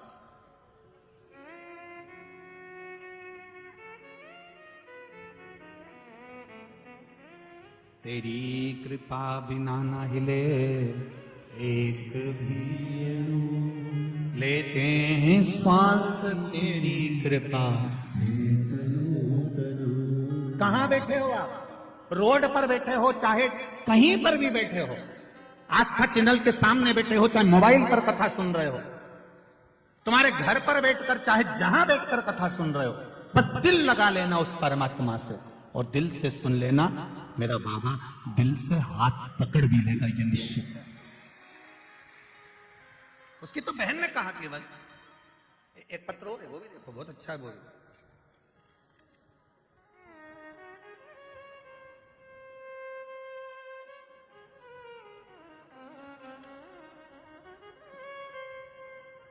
मेरा नाम सरला नामदेव है, मेरी बहू का नाम वर्षा है। मैं अशोक नगर इंदौर में रहती हूँ। कहीं बैठी हूँ तो हाथ हिलाई आती हैं, दोनों हाथ हिला दो एक बार। श्री शिवाय नमस्तुभ्यम, दोनों हाथ ऐसे हिला दीजिए। श्री शिवाय नमस्तुभ्यम। इंदौर में रहती हूँ। रुद्राक्ष के जल और एक लोटा जल का क्या महत्व है इसका वर्णन मैं नहीं कर सकती गुरुजी। मेरी बहू प्रेग्नेंट थी, डॉक्टर ने सोनोग्राफी का कहा, मैंने सोनोग्राफी करवाई। यह बात 16/5/2022 की है। डॉक्टर ने कहा बच्चे का होठ नहीं है। जैसे ही मैंने सुना वैसे ही मैंने भोलेनाथ से विनती करी, पशुपतिनाथ का व्रत प्रारंभ करा। गुरुजी मेरे 3 व्रत पूरे हुए और व्रत में ही किसी कारण से 2 व्रत नहीं कर पाई। पता नहीं बाबा को क्या मंजूर था। फिर मैं 19/8/2022 को मेरी बहू के पेट में दर्द होने लगा। मैं उसे हॉस्पिटल लेकर गई। मैं भगवान शिव का जाप करती हुई गई, बहू को रुद्राक्ष का पानी पिलाती रही। हॉस्पिटल पहुंचते ही उसकी सोनोग्राफी हुई। डॉक्टर ने बोल दिया कि बच्चे का होठ नहीं है और अब इसमें धड़कन भी नहीं है, इसकी श्वास भी नहीं चल रही है, धड़कन भी नहीं चल रही है और इसका होठ भी नहीं है। पर मुझे बाबा पर भरोसा था गुरुजी। मैंने रुद्राक्ष का जल दिया था। बाबा मेरे बच्चे की धड़कन नहीं ले सकते थे, ये मुझे विश्वास था। मैंने बाबा से कहा बाबा मेरी लाज जरूर रखना। आपके भरोसे पर, शिव महापुराण के भरोसे पर मैंने शंकर जी को जल चढ़ाकर पिलाया है। डॉक्टर मेरी बहू को ऑपरेशन का बोलकर थिएटर में ले गए और कहा इसके बच्चे में धड़कन नहीं है, होठ नहीं है, ये बच्चा मरा हुआ होगा। बाबा ने उसको ऑपरेशन कक्ष में लेकर गए। 9:15 रात को मेरी यहाँ पर बहू को बेटा हुआ और बाबा की कृपा से उसकी धड़कन भी थी और होठ भी थी।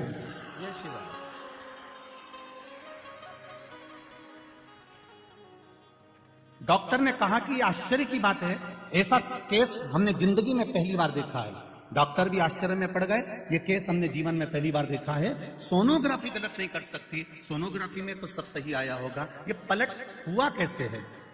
तब मेरे मुख से निकल गया ये सब मेरे भोले बाबा डमरू वाले का कमाल, ये शिव है। ओ घड़ी बैठिए बहन, श्री शिवाय नमस्ते, बैठिए। उसकी कृपा बिना कुछ नहीं। इसका विश्वास पक्का था, भरोसा दृढ़ था, विश्वास दृढ़ था। भरोसा यदि पक्का है तो माता सावित्री भी सत्यवान को यम से छुड़ा ला सकती है। आपका विश्वास पक्का है तो मेरा महादेव आपके साथ है, हर पल हर घड़ी है, हर क्षण है।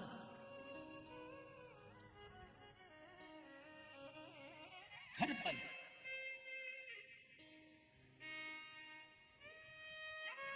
ये हमारा विश्वास कहता है। इतने पत्र आपके आते हैं, सब पत्र यहीं रहते हैं।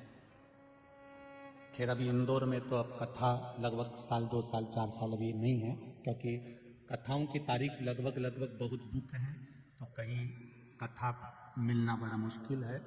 पर जब भी कथा रहेगी आगामी, मेरा विश्वास कहता है कि आपका भी एक पत्र इस जगह पर लिखा हुआ मिलेगा, ये निश्चित है।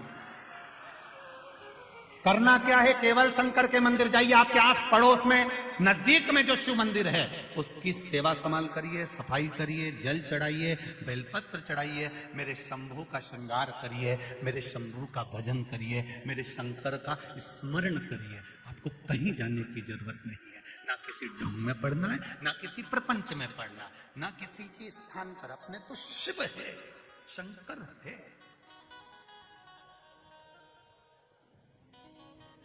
मैंने तेरे ही भरोसे, ओ बाबा तेरे ही भरोसे, हवा विच उड़ती जावांगी, बाबा डोर हत्थों छड़ने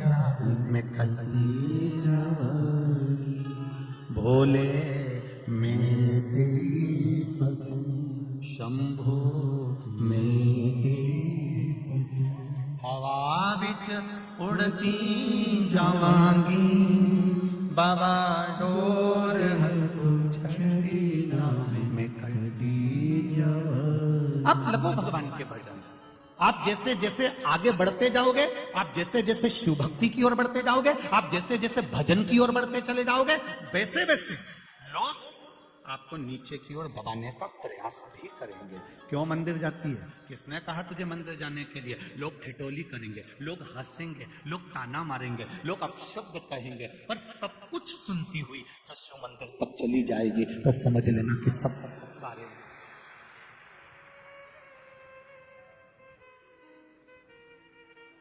पतंग और पद जब बढ़ता है तो काटने वालों की संख्या भी बढ़ जाती है, निश्चित है।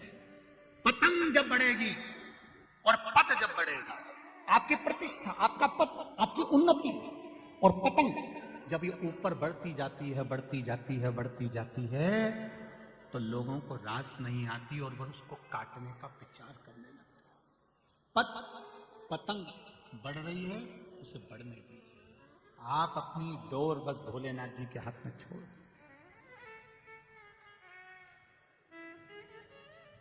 बाबा के हाथ में छोड़।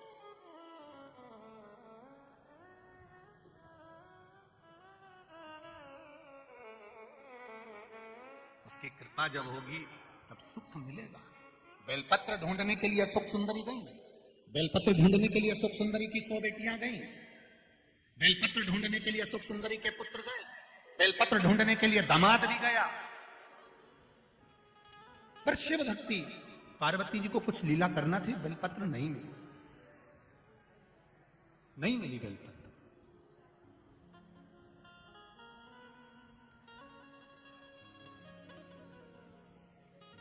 वापिस आ जाए।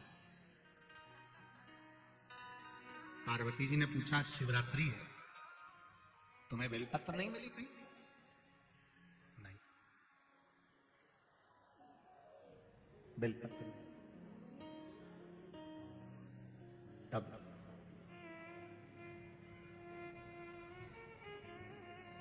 गौ माता की पूंछ को घुमाती घुमाती घुमाती घुमाती,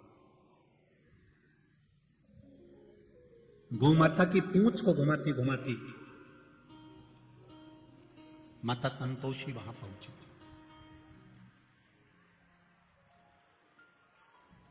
जब गौ माता की पूंछ घुमाती घुमाती माता संतोषी वहां पहुंचती है, संतोषी ने देखा दादा दादी कह रहे हैं,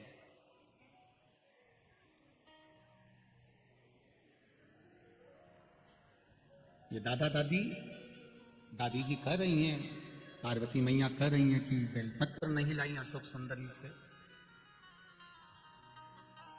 बुआ से जब ऐसी बात कही जा रही है तो संतोषी ने गाय की पूंछ को छोड़ा, हाथ का स्पर्श सुंदर भाव से करते हुए हाथ खासा करा, और संतोषी मैया अंदर गई और शिव जी के पास में, दादाजी के पास में जटा में जो बेलपत्र लगी थी वो बेलपत्र उठाकर संतोषी लेकर आई, पार्वती जी के हाथ में दिया, दादी जी चढ़ा दीजिए। दादी जी ने बेलपत्र लेकर पूछा, संतोषी ये बेलपत्र तेरे पास कहां से आई? ये बेलपत्र तेरे पास आई कहां से? संतोषी ने कहा, दादाजी के मस्तक पर चढ़ी थी, ये बेलपत्र मैंने आपको लाकर दी है। चढ़ी हुई बेलपत्र तो मुझे लाकर दी? संतोषी ने कहा, दादी मां, एक बार मैंने दादाजी के मुख से सुना था, शिव पर चढ़ने के बाद कोई भी चीज निर्मल नहीं होती है, खराब नहीं होती है।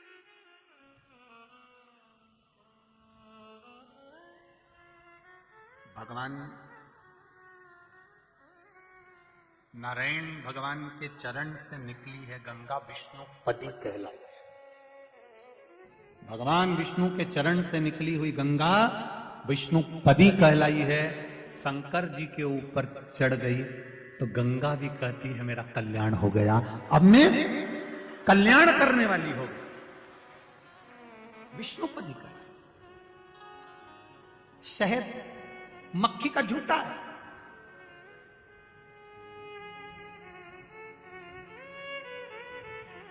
वो भी भगवान पर चढ़कर औषधि बन जाता है।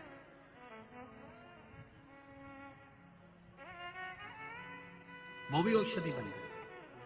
मेरे शंकर भगवान पर जो चढ़ा वो शुद्ध और आनंदित हो गया।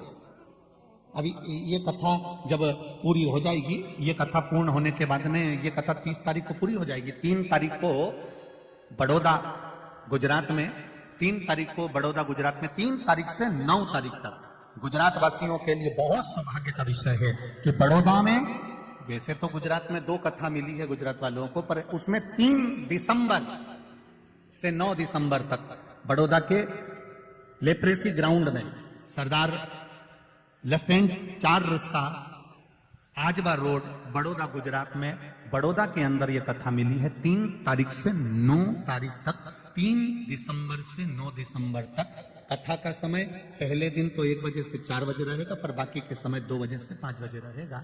तो उस कथा का मूल तत्व क्या है? जैसे यहां द्वादशीक ज्योतिर्लिंग पर कथा चल रही है, वहां जो कथा होगी शंकर भगवान के प्रसाद पर कथा होगी कि शिव जी का प्रसाद 3 हिस्से क्यों होना। शंकर भगवान का जब पशुपति व्रत किया जाता है तो पति भी व्रत कर रहा है, पत्नी भी व्रत कर रही है। तो पत्नी जिस पात्र में प्रसाद बनाई है उस पात्र को प्रसाद बनाने के बाद धोया क्यों जाता है, और पति के लिए जब प्रसाद बनाएगी तो पात्र धोकर क्यों रखा जाता है? उस प्रसाद की महत्वता को जाने। शंकर भगवान को कौन सा प्रसाद लगता है? शिव जी का प्रसाद 7 स्थान ऐसे बताए गए हैं जहां पर शंकर भगवान के प्रसाद को नहीं रखा जाता है। 7 स्थान बताए गए। वो 7 स्थान कौन से हैं जहां शिव जी का प्रसाद नहीं रखा? 3 समय ऐसे हैं जिस समय पर भगवान शंकर के प्रसाद को अगर ग्रहण करा जाता है तो व्यक्ति रोग से मुक्त हो जाता है। 2 स्थान ऐसे बताए गए जहां पर शंकर भगवान पर चढ़ा हुआ रुद्राक्ष जब प्रसाद हो जाता है तो उसका जल का सुख कहां प्राप्त होता है। मैं संपूर्ण भारतवासियों से और देश विदेश में बैठे हुए संपूर्ण श्रोता भाई बहनों से और सभी नवयुवक बेटा बेटियों से कहना चाहूंगा, ये प्रसाद शिव प्रसाद, शिव महापुराण की कथा बड़ौदा से जो सुनने को मिलेगी उसको छोड़ना मत, जो जीवन का आनंद दे जाए उसको सुनो। और जो गुजरात की पावन धरा पर आकर कथा सुनना चाहते हैं वो बड़ौदा आकर श्रवण कर सकते हैं। बड़ौदा वासी, गुजरात वासी और आसपास के जितने महाराष्ट्र और राजस्थान वाले लगे, आओ कथा सुनो, तत्व श्रवण करो, उस कथा को अपने जीवन में उतारो, समझो उस प्रसाद की महत्वता क्या है, उस प्रसाद की मूलता क्या है, क्यों पीपल के वृक्ष के नीचे रखा हुआ प्रसाद का क्या महत्व होता है, आंवले के वृक्ष के नीचे रखा हुआ प्रसाद का क्या महत्व होता है, बट वृक्ष के नीचे रखे हुए प्रसाद का क्या महत्व होता है, उसकी महत्वता, तुलसी के क्यारे के पास में कटोरी में रखे हुए प्रसाद का क्या महत्व होता है, उसको समझना है ना। बहुत भ्रम फैला रखा है लोगों ने, शिव जी पर चढ़ा हुआ ये प्रसाद नहीं खाना है तो ऐसा नहीं करना है। हम उसको समझे शिव महापुराण के माध्यम से, उसकी महत्वता को समझे। महाराज शिव भक्ति का तो बड़ौदा वालों करो तैयारी, आ रहे कुबेर भंडारी, यही बाबा की कृपा है, शिव कृपा। ये तो बाबा की करुणा है। दिसंबर में ये कथा मिली है और फिर जनवरी में शायद पावागढ़ रहेगी, ऐसा कुछ है। जनवरी माह में शायद पावागढ़ की पावन धरा पर मां अंबे की पावन धरा पर कथा रहेगी। पावागढ़ में तो इतनी जगह नहीं, तो थोड़ा 5-6 किलोमीटर आगे कथा स्थल दिया गया है, उसका भी स्मरण शिव भक्ति की ओर चले। और 4 अप्रैल से 10 अप्रैल तक आप लोगों को मालूम ही है कहां पर है। वाह, सब तैयारी करके बैठे हो, मतलब अभी से पक्का हो गया है? तो उस समय पर उज्जैन में कथा रहेगी। 84 महादेव का आनंद और बाबा महाकाल की नगरी में विक्रमादित्य शिव महापुराण की कथा का रसतत्व ग्रहण करेंगे बड़े आनंद के साथ। शिव कथा का रसतत्व। हर हर महादेव, भगवान शिव की कथा कर रही है, भगवान शंकर का संवाद। माता संतोषी ने एक बेलपत्र शिव जी पे से उठाकर अपनी दादी जी को दे दी है। दादी जी के हाथ में बेलपत्र आई, वो बेलपत्र शंकर भगवान के शिवलिंग को चढ़ाई गई तो शंकर भगवान के नेत्र खुल गए। इतने समय से नेत्र बंद थे, इतने समय से बंद थे। संतोषी का संतोष परम धन है और संतोषी माता का परम धन हमको बताता है कि केवल 33 कोटि देवी देवता में एक मेरे महादेव ऐसे हैं जिन पर चढ़ी हुई बेलपत्र उठाकर धोकर आप वापिस चढ़ा दो, शिव जी उससे भी प्रसन्न हो जाते हैं। ये संतोष परम धन, ये संतोष परम प्रिय धन।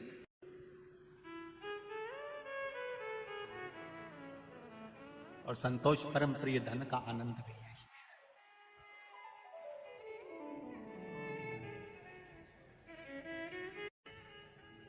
ये सुख वही है, ये आनंद।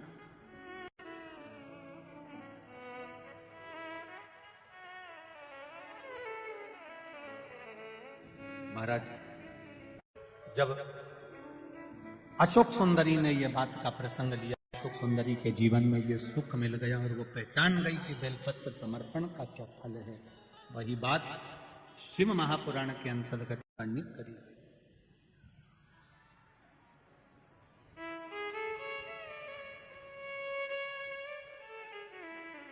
तेरे डमरू की धुन सुन के मैं काशी नगरी आई हूँ।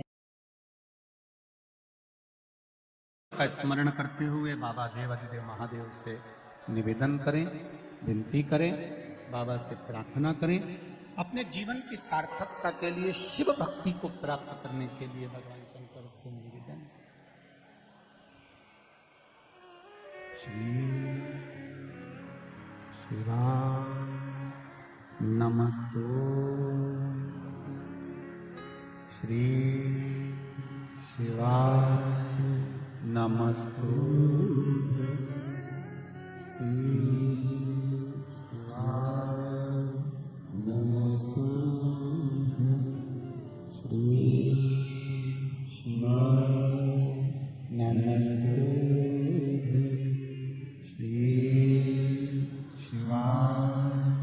नमस्तु। भोला सब दुख काटो, ओ भोला सब दुख काटो। शिव शंकर जपो तेरी माला, भोले बाबा जपो तेरी माला, भोला सब दुख काटो, ओ भोला सब दुख काटो। शिव कथा कह रहे भगवान शंकर का चरित्र कहता है। आंध्र प्रदेश के कृष्ण जिले में कृष्णा नदी के तट पर है श्री मल्लिकार्जुन।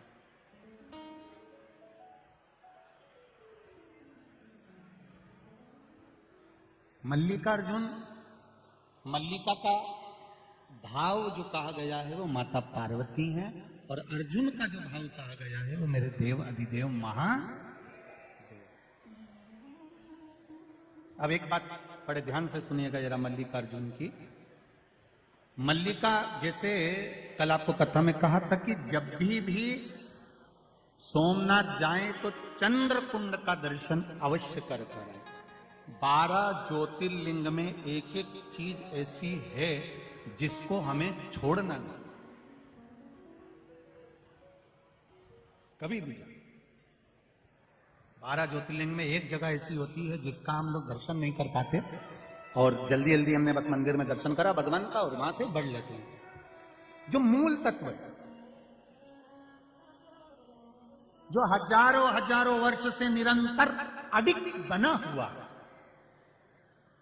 जैसे सोमनाथ जी का शिवलिंग कितनी बार आक्रमण करा गया, कितनी बार 17 बार आक्रमण कर कर तोड़ दिया गया, फिर वापिस शिवलिंग वहां पर विराजमान किया गया, परंतु शिवलिंग बार बार गया आया, पर वो जो चंद्र कुंड था, वो चंद्र कुंड आज भी जो पहले से था वो नहीं हट पाया, वो वहीं पर वही नहीं।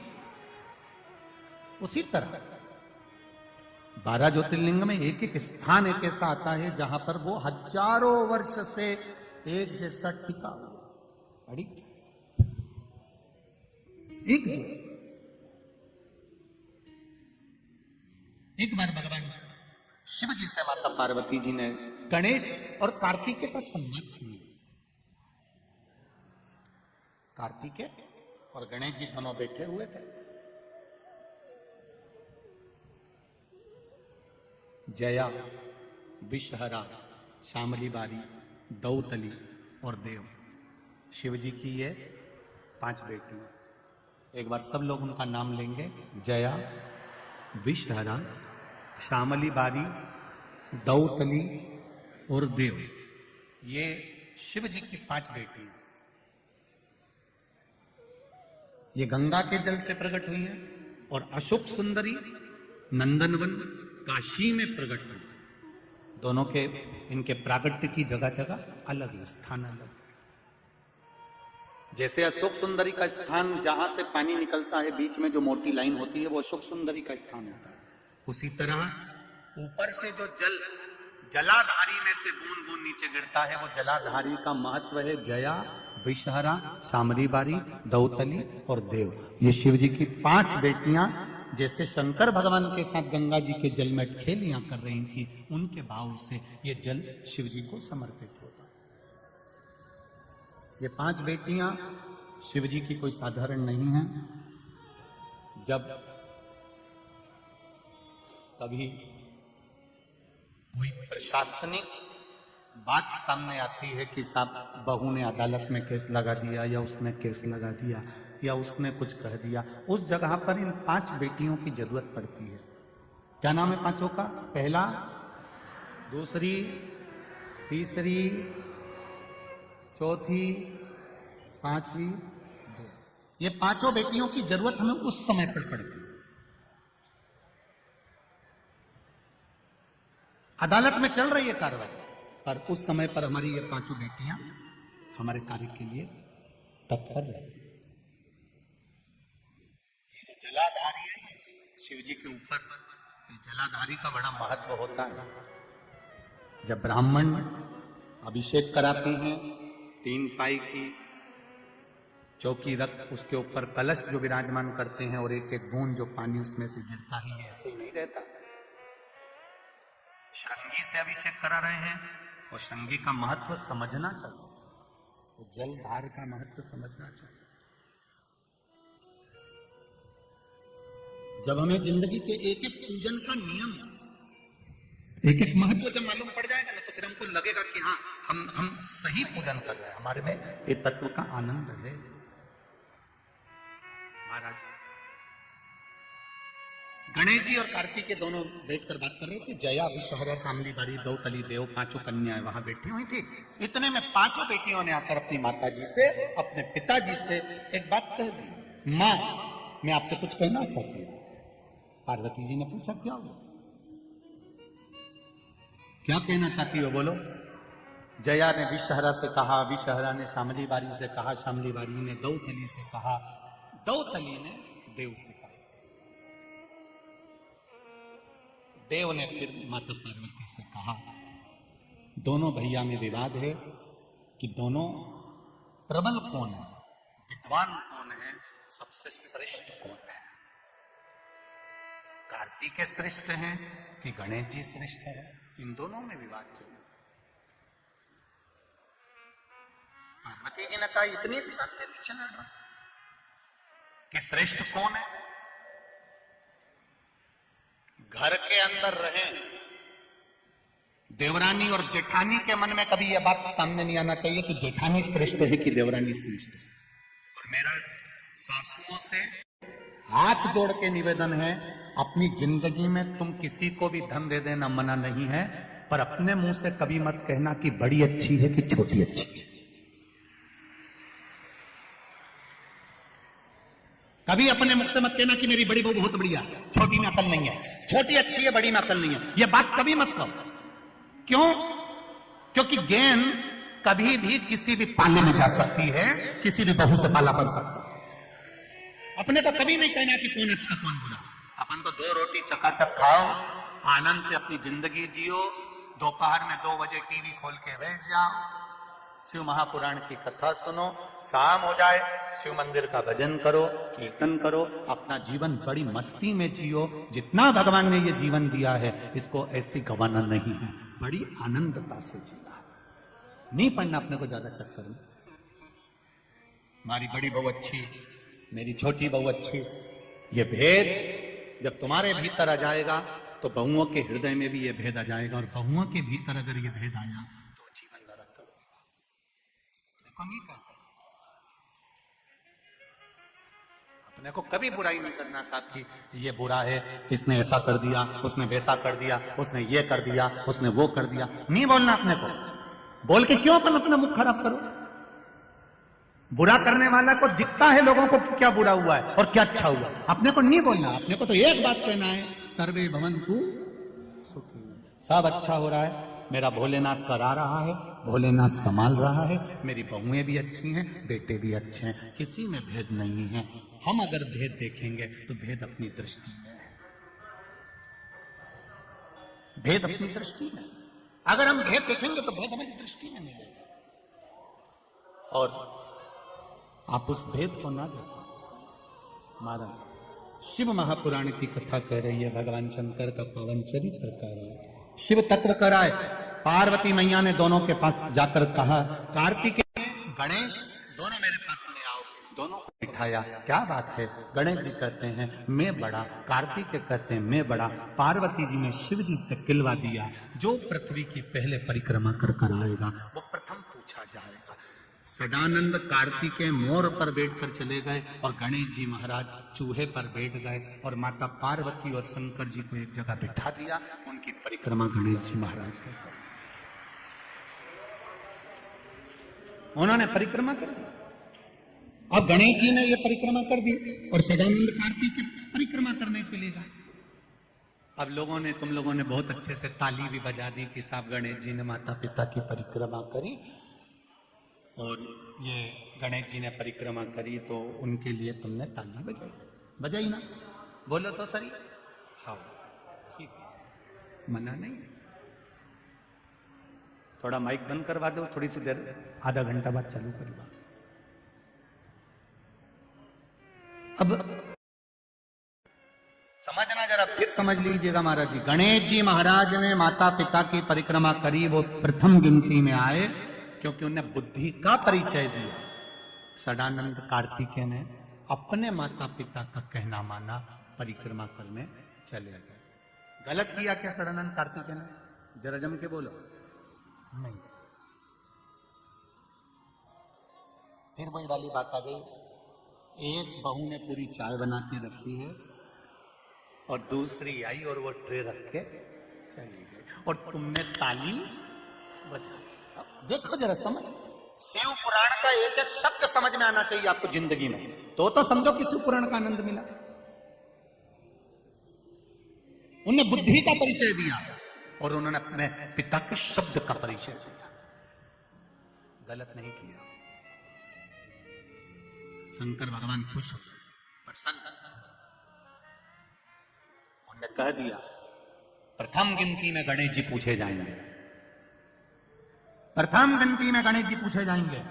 एक क्षण की देरी नहीं करी उन्होंने, उसी समय पर शंकर भगवान ने डमरू खड़काया, प्रजापति विश्वरूप जी को बुलाया, मेरे गणेश का विवाह होना चाहिए। पार्वती जी ने रोका, शिव जी थोड़ा सा रुकिए। शंकर भगवान अति उत्साह में रहे, छोटे बेटे के प्रति प्रेम अधिक रहा, उन्होंने देरी नहीं करी, मां जगत जननी की बात नहीं सुनी। प्रजापति विश्वरूप जी की कन्या को बुलाकर गणेश जी का विवाह कर दिया। विवाह हो गया। आनंद कार्तिकेय पृथ्वी की परिक्रमा करने गए हुए हैं, गणेश जी का विवाह हो गया। बुद्धि बुद्धि रिद्धि सिद्धि घर में आ गई। रिद्धि सिद्धि के भी घर में एक एक बेटे ने जन्म ले लिया, शुभ लाभ पैदा हो गए, जन्म ले लिया, दादाजी बन गए। ये अति खुश हैं, पर इस खुशी में पार्वती जी को कोई खुशी नहीं है। बहुत ध्यान देना शिव महापुराण के संवाद पर।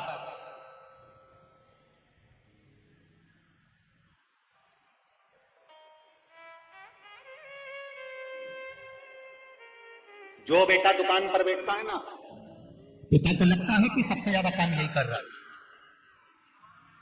जो बेटा दुकान पर बैठा है, पिता को लग रहा है कि ये सबसे ज्यादा काम कर रहा है, सबसे ज्यादा काम यही कर रहा है,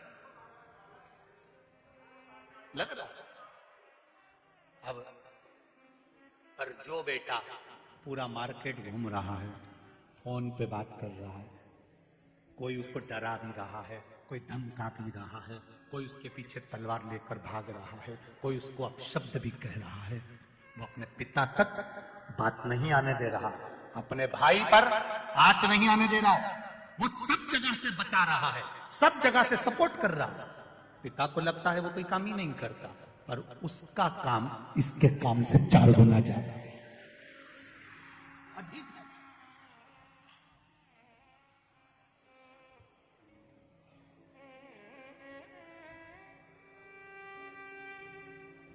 इससे अधिक है, वो अधिक है।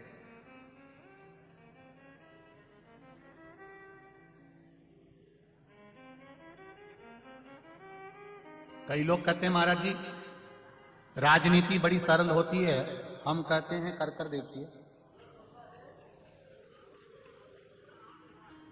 किसी के घर में और किसी के दिल में घुसने के लिए दम चाहिए।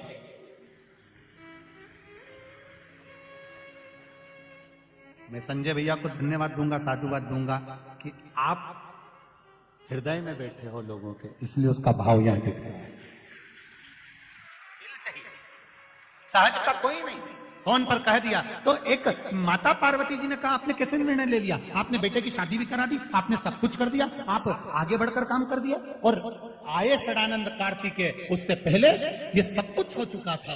पार्वती मैया खुश नहीं थी, माता पार्वती की आंख में आंसू भरा हुआ था। केवल एक माँ संसार में ऐसी होती है जो अपने बच्चों को कभी भेद रखकर दूध नहीं पिलाती है कि मैंने बड़े को ज्यादा पिलाऊंगी, छोटे को कम पिलाऊंगी।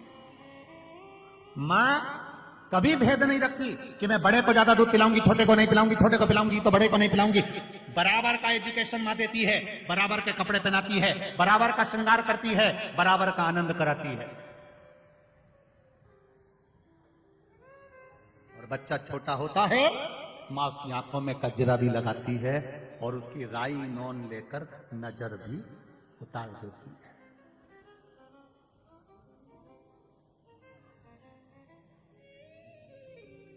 उस माँ की करुणा देखिए, उस माँ की वात्सल्यता देखिए। माँ ने बचपन में बच्चे की नजर उतारी तो माँ ने नजर उतारी, और वही बच्चा बड़ा हो गया और उसकी शादी हो गई। अब माँ कुछ उसके ऊपर से उतार के बता दे तो पास में जो जगदम्बा रहती है ना, उसको लगेगा जरूर मेरी सास कुछ कर रही थी तुम पे। बस ये अंतर है, यही अंतर है। शिव महापुराण में जिंदगी भर से माता पार्वती जी शंकर जी को जल चढ़ा रही हैं, हमारे घर के पूर्वज शिव जी को जल चढ़ा रहे हैं, हमारे यहाँ के बुजुर्ग मर मर के चले गए शंकर भगवान को जल चढ़ाते चढ़ाते, शिव जी पर अभिषेक करते करते, जल चढ़ाते, सावन महीना शिवरात्रि को जल चढ़ाते हुए आज के समय में सीहोर वाले महाराज ने जल चढ़ाना बता दिया तो लोगों को लग गया टोटका बता दिया। जो पूर्व का चला है, सास बच्चे की नजर उतारती है, वो नजर उतारी है उसने, मां है।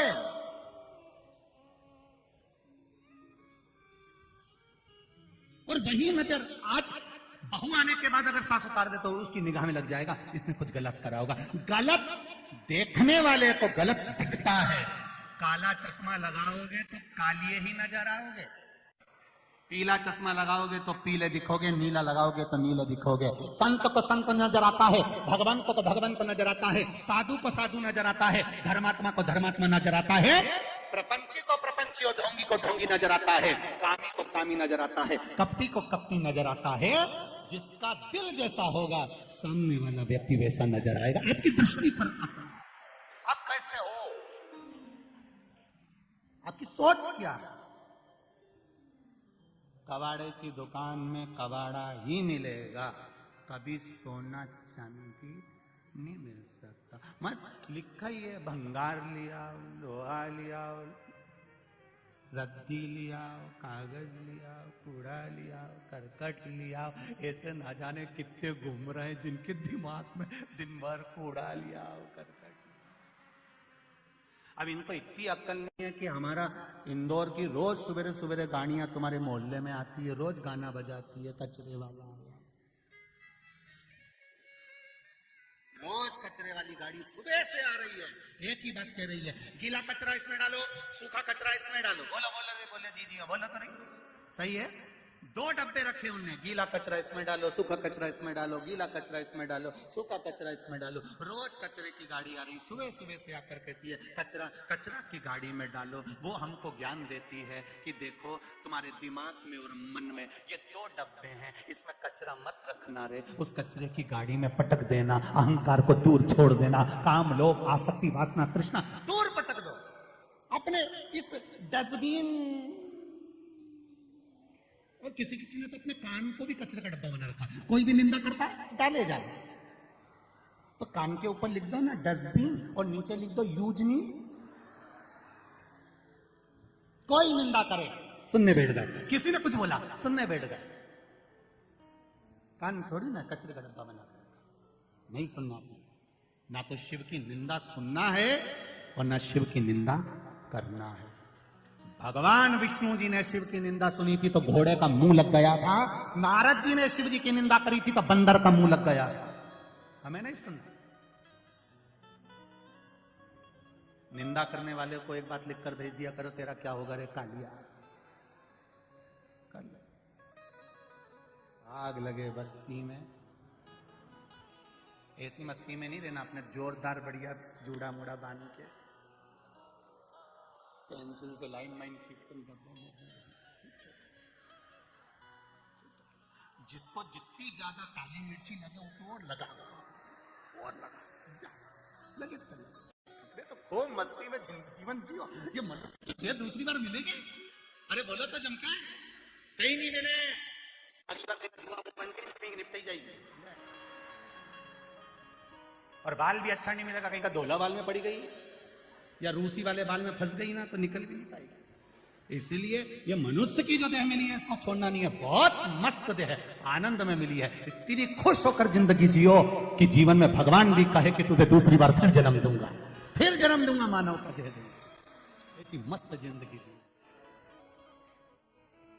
महाराज शिव कथा कह रही है, देखा सदानंद कार्तिकेय को आए, पार्वती जी का हृदय रो रहा है, नैनों में जल भरा है। सदानंद कार्तिकेय जी ने आकर कुछ भी नहीं बोला, एक शब्द भी सदानंद कार्तिकेय जी ने नहीं कहा। आए, माता पिता को प्रणाम करा, श्री सेलम पर्वत पर चले गए, तप में लीन हो गए। माँ रो रही है, शिवजी से कहा बाबा आपने आज अच्छा काम नहीं करा, एक पुत्र की प्रियता दिखी, दूसरे पुत्र की अप्रियता। आज मैं आपसे कुछ मांगना चाहती हूं, वर देना पड़ेगा आपको, आप मुझे वर दीजिए। बोले शिवजी ने कहा पार्वती तुम्हें क्या वर चाहिए बताओ, क्या वर दिया जाए बोलो पार्वती। पार्वती जी कहती है मुझे वर दो भोलेनाथ, गणेश जी ने तुम्हारी परिक्रमा करी और तुमने उसको उठाया, सब कुछ दे दिया, उठाया सब कुछ दे दिया, मेरा निवेदन स्वीकार करो।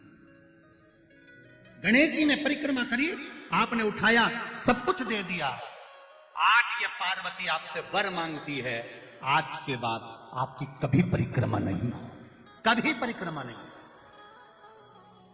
आज ये पार्वती आपसे वर मांग रही है, आपकी कभी परिक्रमा नहीं होना चाहिए। शिव जी ने कहा पार्वती क्यों? शंकर भगवान ने पूछा तो पार्वती जी कहती आप भोले हैं और भोला के वश सब कुछ लुटा बैठते हैं, आपने दूसरे पुत्र कार्तिकेय का नहीं सोचा, इसलिए मैं चाहती हूं कि ये परिक्रमा अब नहीं हो। सारे देवी देवताओं की परिक्रमा होती है, पर गणेश जी ने जो परिक्रमा करी उसके बाद में शंकर भगवान की परिक्रमा नहीं होती, शिव जी की परिक्रमा आदि होकर वापिस आ जाती है। यहां तक हमारा शिव महापुराण की कथा कहती है कि भगवान शंकर के मंदिर में जब आरती हो, आरती के बाद में आप लोग जब परिक्रमा करते हैं, वो परिक्रमा भी आदि कर शिव मंदिर की परिक्रमा के अंतर्गत आधा भाग